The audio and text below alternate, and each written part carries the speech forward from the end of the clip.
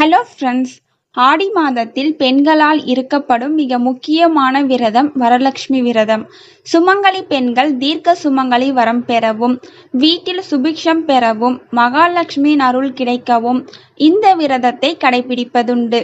அதே சமயம் திருமணமாகாத கன்னி பெண்கள் மஞ்சள் நூலினை நோன்பு கயிறாக கைகளிலும் கழுத்திலும் கட்டிக்கொண்டு விரதம் இருப்பார்கள். இதனால் விரைவில் அவர்களுக்கு நல்ல வரன் அமைந்து திருமண வாழ்க்கை சிறப்பாக இருக்கும் என்பது ஐதீகம். மகாலட்சுமியின் அருளை பெற விரும்பும் யாராக இருந்தாலும் வரலட்சுமி விரதத்தை இருக்கலாம். இந்த நாளில் மகாலட்சுமியின் எந்த வடிவத்தையும் வழிபடலாம். அம்பிகைக்குரிய மந்திரங்களை போற்றிகளை பாடி மகாலட்சுமியின் மனம் மகிழும்படி பூஜை செய்து வழிபட வேண்டும். வரலட்சுமி விரதம் இருக்கும் வழக்கம் எப்படி வந்தது, இந்த விரதத்தின் உண்மையான நோக்கம் என்ன என்பதை இங்கு தெரிந்து கொள்வோம். ஆண்டுதோறும் மகாலட்சுமிக்கு இருக்கப்படும் பலவிதமான விரதங்களில் ஒன்று வரலட்சுமி விரதம். பொதுவாக வரலட்சுமி விரதம் என்பது ஆடி மாதத்தில்தான் வரும்.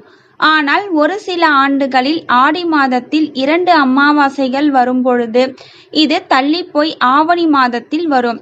ஆடி மாதம் அம்பிகையின் அருளை பெறுவதற்கான மாதம் முழுவதும் விரதம் இருப்பது வழக்கம்.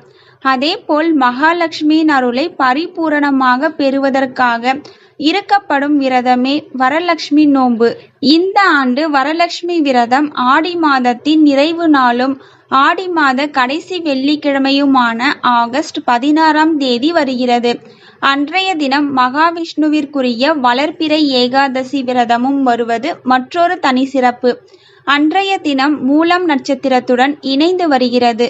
மூல நட்சத்திரம் என்பது அன்னை சரஸ்வதி தேவிக்குரிய நட்சத்திரம். அதனால் இந்த ஆண்டு ஆடி கடைசி வெள்ளிக்கிழமையில் விரதம் இருந்து வழிபட்டால் 3 தேவியர்களை வழிபட்ட பலனும் அவர்களின் அருளும் கிடைக்கும். வரலட்சுமி விரதம் இருப்பதற்கு பலவிதமான புராண கதைகள் சொல்லப்படுகிறது.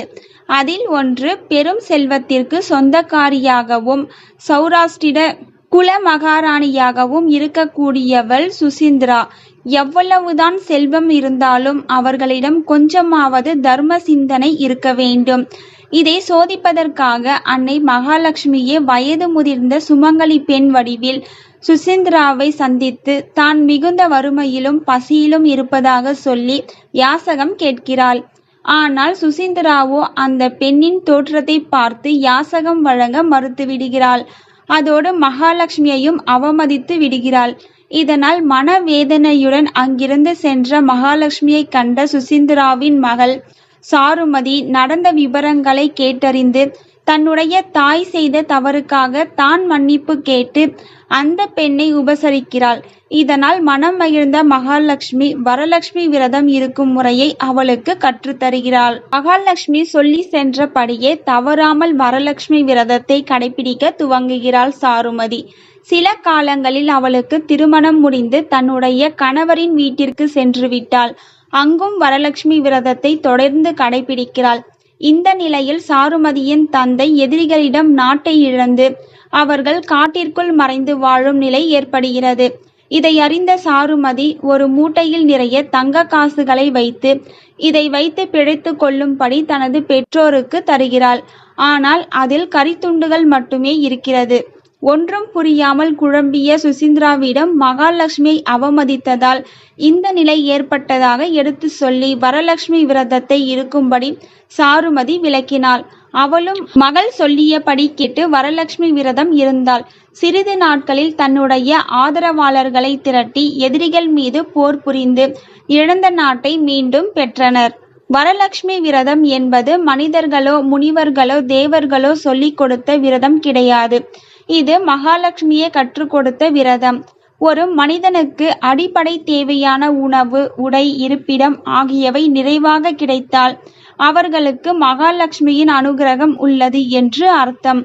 அப்படி ஒருவருக்கு தான் கொடுத்த செல்வத்தை அவர் எவ்வாறு பயன்படுத்துகிறார், அந்த செல்வத்தில் சிறிதளவாவது மற்றவர்களுக்கு பயன்படும் வகையில் தானம் செய்கிறாரா என்பதையும், தனக்கு எப்படி அவர் பூஜை செய்து வழிபடுகிறார் என்பதை காண்பதற்காக அனைவரின் வீட்டிற்கும் மகாலட்சுமி எழுந்தருளி பார்வையிடும் நாளே வரலட்சுமி விரத நாள். வரலட்சுமி விரதம் அன்று நாம் அம்பிகைக்கு என்ன நைவேத்தியம் படைக்கிறோமோ அதே போல் உபசரிப்பை வீட்டிற்கு வருபவர்களுக்கும் வீடு தேடி வந்து பசி என உணவு கேட்பவர்களுக்கும் கொடுக்க வேண்டும். அப்படி செய்வதால் அந்த வீட்டின் செல்வ நிலை உயர மகாலட்சுமி அருள் செய்வாள். அடுத்த ஆண்டு வரலட்சுமி விரதத்திற்குள் அந்த வீட்டின் செல்வ நிலை மேலும் ஒரு படி உயர செய்வாள். செல்வ நிலை உயர்ந்தாலும் குறைந்தாலும் தர்ம குணம் மாறாமல் மற்றவர்களுக்கு உதவும் குணம் இருந்தால் அந்த வீட்டில் மகாலட்சுமி விரும்பி வந்து குடியேறுவாள். தன்னிடம் இருந்த ஒரே ஒரு நெல்லிக்கனியையும் கூட தன்னுடைய வறுமை நிலையிலும் தானமாக கொடுத்த பெண்ணிற்கு ஆதிசங்கரர் கேட்டுக்கொண்டதால் தங்க நெல்லிக்கனியை மழையை பெய்ய செய்தவள் மகாலட்சுமி என்பதே மகாலட்சுமியின் கருணைக்கு சாட்சி. தேங்க்யூ ஃபார் வாட்சிங்.